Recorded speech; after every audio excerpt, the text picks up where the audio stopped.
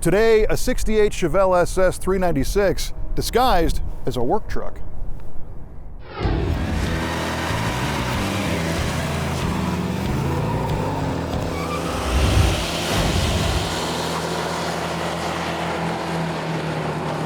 Today on Muscle Truck of the Week, we're taking a look at a 1968 El Camino, and it's powered by the 375 horsepower 396 V8. And they only made 393 of these, which is a bummer, because this is cool.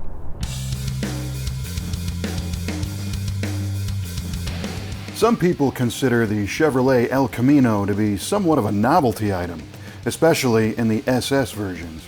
Originally built as a competitor to Ford's original mini truck, the Ranchero, the El Camino served dutifully to those who needed a helping hand carrying small payloads but didn't need or want a regular pickup truck.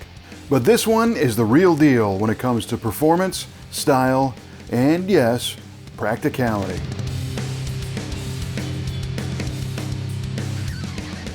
Chevrolet boasted about the El Camino having stamina and style, the perfect choice for right now people who needed a versatile vehicle for work, recreation, and around town errands.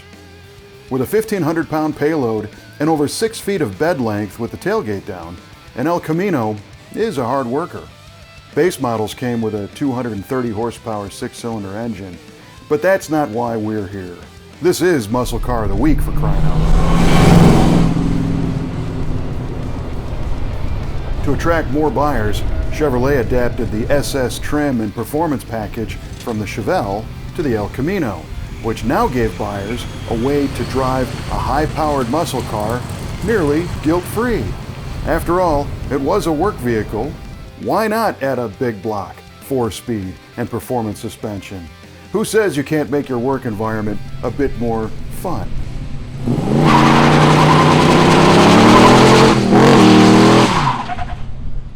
This El Camino is practical beyond the obvious hauling capabilities. I mean, if you think about it, this race car doesn't need a trailer. And this race car can also haul all of its own tools and supplies to the track. Just about anybody could make that argument to a skeptical spouse. This particular 68 Elky SS is rocking the highest output 396 V8 available. The RPO code L78, 375 horsepower, 396, backed by a Muncie 4-speed transmission. L78 specs read more like a race engine than a work truck plant, with an 11.5-to-1 compression ratio and a solid lifter camshaft.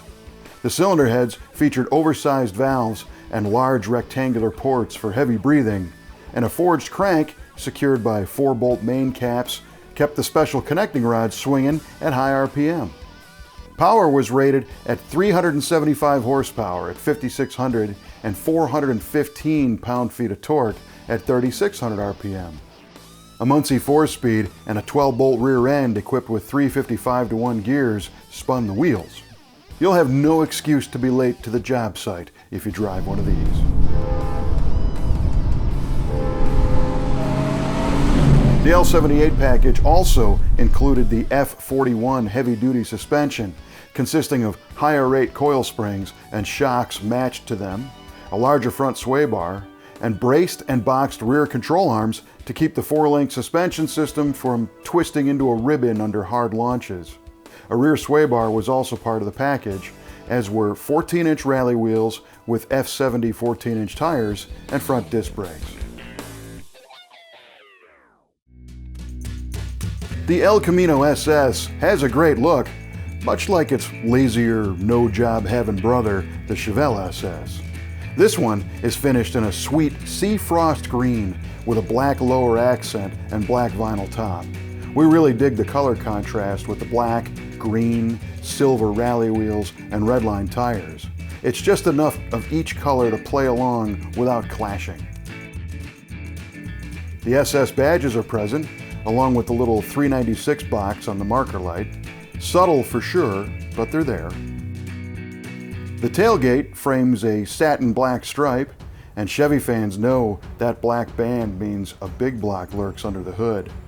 It's a warning to those looking to pick on our little pickup on its way home from work. Inside, you'd never know you weren't in a Chevrolet SS unless you looked in the rearview mirror. It's got all the goodies: straddle bucket seats, wood wheel, full console, Hurst shifted 4-speed, and the full gauge panel in the dash. And we love that drum-style needle tachometer. AM tunes and a heater keep you company on the way to the job site or the drag strip. We're happy to see one here in the Brothers Collection and trust that its working days are over, but it's definitely not retired.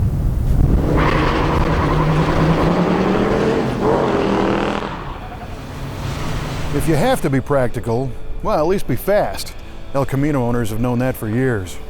Thanks for hanging with us here in the Brothers Collection as we share their practical and impractical cars with fans all around the world.